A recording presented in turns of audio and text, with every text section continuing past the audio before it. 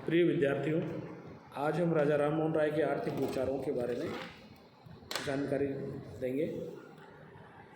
राजा राम मोहन राय के आर्थिक विचार सैद्धांतिक अथवा दार्शनिक दृष्टिकोण से युक्त न होकर के भारत की आर्थिक स्थिति के वास्तविक धरातल पर निर्मित हुए हैं। कहने का तात्पर्य ये हुआ कि उस समय भारत की आर्थिक स्थिति किस प्रकार की थी और किस प्रकार से आर्थिक सुधार करने की आवश्यकता है, इसके ऊपर उन्होंने वास्तविक रूप से मंथन किया, विचार मंथन किया। हालांकि उन्होंने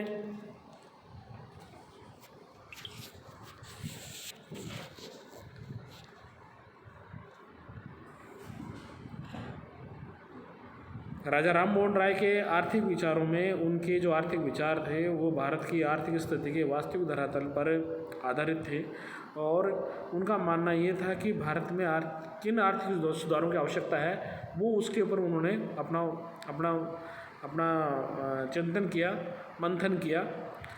हालांकि उन्होंने किन्हीं आर्थिक सिद्धांतों की स्थापना नहीं की। राजा राम मोहन राय ने किन्हीं आर्थिक सिद्धांतों की स्थापना नहीं की, लेकिन देश की आर्थिक समस्याओं के समाधान के प्रति वे अत्यंत जागरूक थे। भारतीय जमींदारी प्रथा के विरोध में उन्होंने ही सबसे पहले आवाज़ उठाई। भारत में उस समय जो जमींदारी प्रथा थी उसमें कई प्रकार के एक तरीके से ये शोषण पर आधारित व्यवस्था थी और उन्होंने सबसे पहले यदि किसी ने आवाज़ उठाई भारत में तो वो राजा राम मोहन राय थे। राय के आर्थिक विचारों को समाजवादी अथवा पूंजीवादी विचारधारा के आधार पर प्रतिपादित नहीं किया। इनके जो विचार थे ये कोई समाजवादी या ये पूंजीवादी विचारधाराओं के आधार पर इन्होंने प्रतिपादित नहीं किया। उनके आर्थिक विचारों के मूल में भारतीय जनता की आर्थिक प्रगति के प्रति गहरी आस्था थी। भारत की कैसे आर्थिक प्रगति हो, भारत कैसे आत्मनिर्भर बने, ये उनके आर्थिक विचारों में मुख्य बिंदु थे। यदि हम उनकी जो आर्थिक विचारों की चर्चा क्रमशः करते हैं तो पहला आता है व्यक्तिगत संपत्ति का समर्थन।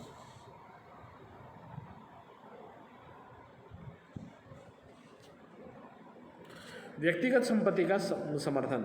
राय ने प्राचीन भारतीय परंपरा एवं विधियों के आधार पर निजी संपत्ति एवं संविदा करने के व्यक्तिगत अधिकारों का समर्थन किया।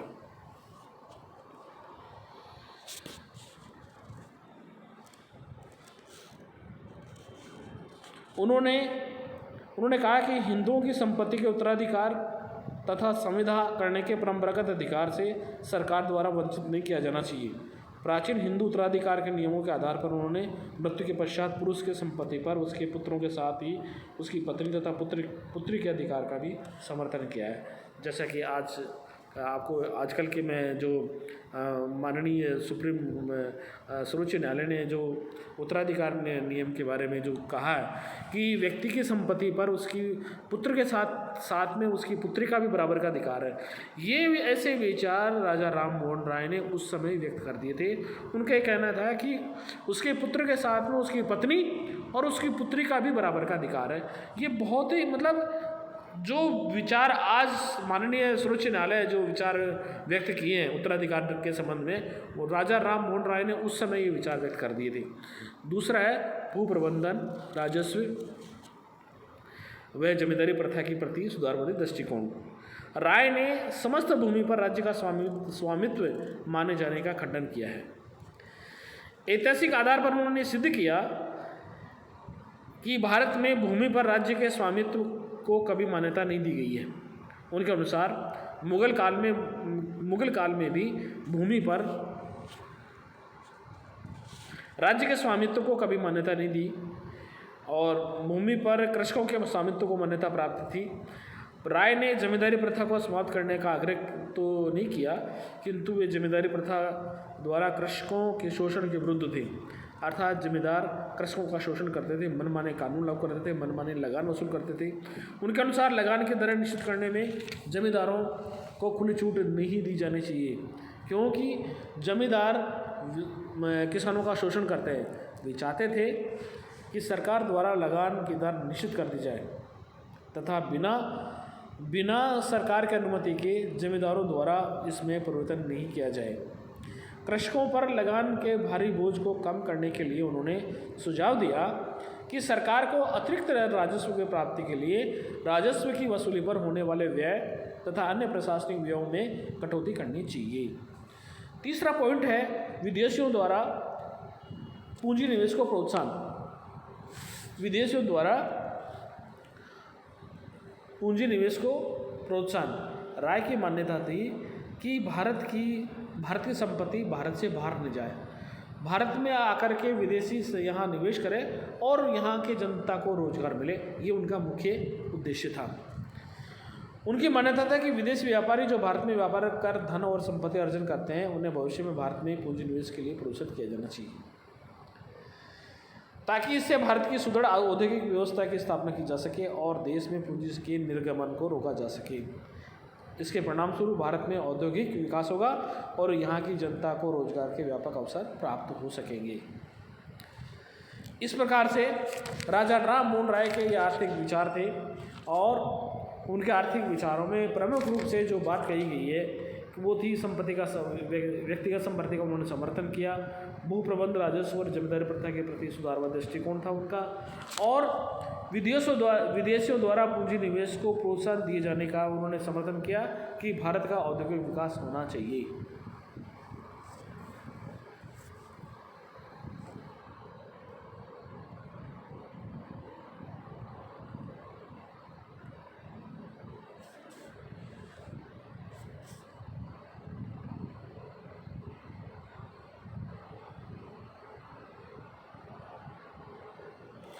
अब हमारा दूसरा हमारा टॉपिक आता है भारतीय राजनीति चिंतन को राजा राम मोहन राय का क्या योगदान है। What is the contribution of Raja Ram Mohan Roy. Raja Ram Mohan Roy एक बहुत ही अपने बहुआयामी व्यक्तित्व और बहुमुखी प्रतिभा के कारण राय आधुनिक भारत के जनक के कहे जाते हैं। उन्हें आधुनिक भारत के जनक की संज्ञा दी जाती है।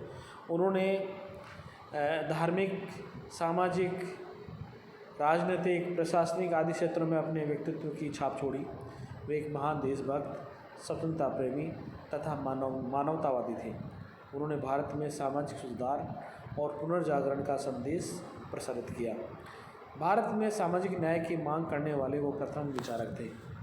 सामाजिक न्याय अर्थात अमीर, गरीब, स्त्री, पुरुष, किसी भी प्रकार का कोई भेदभाव नहीं होना चाहिए। सभी व्यक्तियों को अपने व्यक्तित्व का विकास करने का पूर्ण अवसर मिलना चाहिए, किसी भी प्रकार का भेदभाव न होना, ये एक तरीके से। तो उन्होंने सामाजिक न्याय की मांग करने वाले वो प्रथम विचारक थे। भारतीय राजनीतिक चिंतन में राजा राम मोहन के योगदान को हम क्रमशः बताएंगे। उसमें पहला है आधुनिकतावाद के प्रतिपादक। राजा राम मोहन राय आधुनिकतावाद के प्रतिपादक थे और राय के चिंतन का सबसे अधिक महत्वपूर्ण बिंदु उनका तार्किक बुद्धिवाद था, जिस पर उनके धार्मिक, सामाजिक, राजनीतिक विचार आधारित हैं। अपने बुद्धिवादी दृष्टिकोण के आधार पर राय ने मात्र प्राचीनता अथवा धार्मिक विश्वास के आधार पर उन रीति रिवाजों, प्रथाओं, कर्मकांडों और नैतिक मान्यताओं आदि को मानने का विरोध किया जो बुद्धि, विवेक, तर्क और उपयोगिता की दृष्टि से तत्कालीन भारतीय समाज के लिए हानिकारक थी। उन्होंने भारतीय समाज के सामने ऐसा दृष्टिकोण तथा आदर्श रखा जो तत्कालीन समाज के चहुमुखी विकास में सहायक था। अपने बुद्धिवादी दृष्टिकोण के कारण ही राय प्रथम आधुनिकतावादी भारतीय कहे जाते हैं। दूसरा पॉइंट है महान समाज सुधारक। राजा राम मोहन राय महान समाज सुधारक थे। राय ने अपने विचारों और आंदोलनों के माध्यम से भारतीय समाज को नव जागरण का संदेश दिया।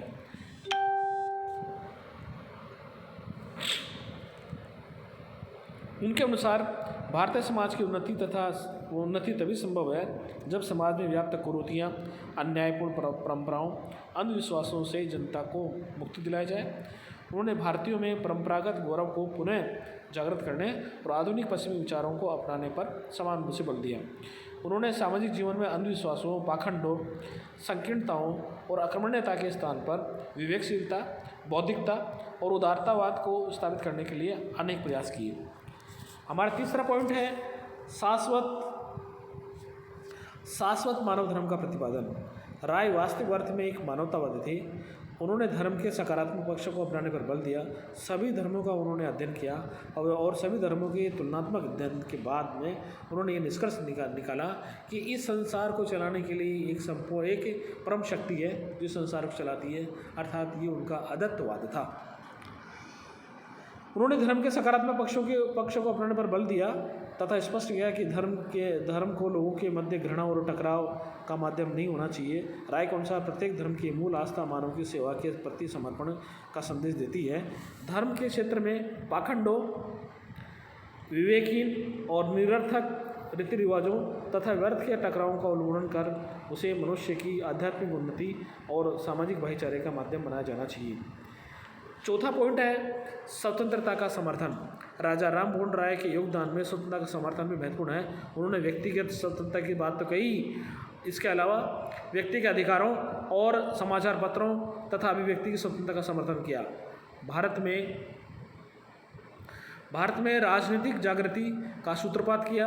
अंग्रेजी संस्कृति और शासन प्रणाली का समर्थक होते हुए भी भारत के शासन में भारतीयों को अधिक से अधिक भागीदारी सुनिश्चित करने की मांग की। अधिक से अधिक सत्ता भारतीयों के हाथों में रहे, ये उनकी प्रमुख मांग थी। अधिक से अधिक सत्ता भारतीयों के हाथ में रहे और भारत के शासन में भारतीयों का अधिक से अधिक सहयोग लिया जाए और अधिक से अधिक भागीदारी हो, ये उनकी मांग थी। उन्होंने भारत के लिए पूर्ण राजनीतिक स्वतंत्रता का समर्थन नहीं किया, किंतु इससे उनकी देश प्रेम की भावनाओं को कम नहीं आंका जा सकता है। वे तत्कालीन परिस्थिति में आवश्यक समझते थे कि भारतीय ब्रिटिश सभ्यता और शासन प्रणाली के संपर्क में अधिकाधिक लाभान्वित होंगे ताकि वे भविष्य में शासन का बागडोर संभाल सके। कहने का मतलब ये था कि अंग्रेजी शासन को वो एक तरीके से भारतीयों के लिए वरदान मानते थे और उनका ये मानना था कि धीरे धीरे भारतीय शासन करने के योग्य हो जाएंगे, अभ्यस्त हो जाएंगे और उसके बाद में वो लोकतांत्रिक शासन प्रणाली को बहुत अच्छे से समझ जाएंगे। पांचवा पॉइंट है स्त्री स्वतंत्रता। भारत में राजा राम मोहन राय ने स्त्रियों की स्वतंत्रता और समाज में उनके सम्मानपूर्ण गरिमापूर्ण स्थान को सुरक्षित करने के पक्षधर थे। उन्होंने स्त्रियों के उत्थान और उनकी शिक्षा, संपत्ति आदि के क्षेत्र में समानता का स्तर प्रदान करने के लिए सार्थक प्रयत्न किया। उन्होंने सती प्रथा के विरुद्ध आवाज़ उठाई, पुरुषों द्वारा बहुविवाह का विरोध किया और विधवाओं के पुनर्विवाह का समर्थन किया। छठा पॉइंट है धार्मिक क्षेत्र में योगदान। राय ने विश्व के प्रमुख धर्मों का तुलनात्मक अध्ययन किया और उस तुलनात्मक अध्ययन के बाद में उन्होंने ये पाया कि सभी धर्मों का सार है मानव कल्याण। मानव कल्याण के लिए सभी धर्म बने, इसलिए किसी एक धर्म को दूसरे धर्म के विरुद्ध एक तरीके से खड़ा नहीं किया जाना चाहिए। सामान्य सत्य को उन्होंने प्रकट किया। उन्होंने वेदांत का अनुकरण करते हुए ईश्वर की निराकार और एकेश्वरवादी धारणा को अपनाया और धर्म को एक आध्यात्मिक नैतिक सत्ता के रूप में मान्यता दी। धर्म के प्रति बौद्धिक और तार्किक दृष्टिकोण अपनाते हुए राय ने उसकी सामाजिक उपयोगिता पर बल दिया। हिंदू धर्म में सुधारों की मांग प्रस्तुत करते हुए उन्होंने धार्मिक कुरीतियों, अंधविश्वासों, पाखंडों जैसे मूर्ति पूजा, अवतारवाद, कर्मकांड, बलि प्रथा आदि का विरोध किया। उनके द्वारा स्थापित ब्रह्म समाज के द्वारा इस क्षेत्र में बहुत ही प्रशंसनीय कार्य किया गया। सातवां पॉइंट है आर्थिक क्षेत्र में योगदान। जैसे मैंने आपको पहले बताया कि ये जमींदारी प्रथा का उन्होंने विरोध किया, किसानों के शोषण के विरुद्ध थे, कृषि भूमि की व्यवस्था एक तरीके से वो सुधारना चाहते थे। भारतीय कृषि के पतन और औद्योगिकरण की आवश्यकता, पूंजी की कमी, सरकारी व्यय में वृद्धि, भारत से निर्यात किए जाने वाले माल पर तटकर की मात्रा, रोजगार की समस्या, सरकार की लगान और कर नीति आदि पर गंभीर विचार प्रस्तुत किए उन्होंने। आठवां लास्ट पॉइंट है विश्व बंधुत्व और अंतर्राष्ट्रीयवाद का समर्थन। राय ने आध्यात्मिक दृष्टिकोण से माना कि सभी राष्ट्रों के मनुष्य एक ईश्वर की संतान है। उनके अनुसार सभी राष्ट्र एवं समुदाय एक ही विश्व परिवार की शाखाएं एवं उपशाखाएं हैं, अतः उनके बीच सहिष्णुता, सहयोग, एकता और बंधुत्व के संबंध होने चाहिए। राय ने मनुष्य के बीच जाति, धर्म, भाषा, राष्ट्रीयता के आधार पर भेदभाव किए जाने का विरोध किया। विश्व नागरिकता की धारणा का समर्थन किया। राष्ट्रों के बीच सांस्कृतिक संपर्क के लिए उन्होंने राष्ट्रों के बीच मनुष्य के अबाध आवागमन की प्रणाली का समर्थन किया। वे राष्ट्रों के मध्य असहयोग, तनाव, युद्ध के स्थान पर मैत्री, सद्भाव और सौहार्दपूर्ण संबंधों के पक्षधर थे। वे अंतर्राष्ट्रीय व्यापार और राष्ट्रों के बीच तकनीकी ज्ञान को आदान प्रदान के भी समर्थक थे। राष्ट्रों के बीच उत्पन्न होने वाली समस्याओं के समाधान के लिए राय ने विश्व सभा नामक संस्था की स्थापना का सुझाव दिया। वे अंतर्राष्ट्रीय समस्याओं का समाधान शांतिपूर्ण तरीके से चाहते थे। तो इस प्रकार से राजा राम मोहन राय आधुनिक भारत के जनक कहे जाते हैं और उनके योगदान को हम कतई भूल नहीं सकते हैं। धन्यवाद।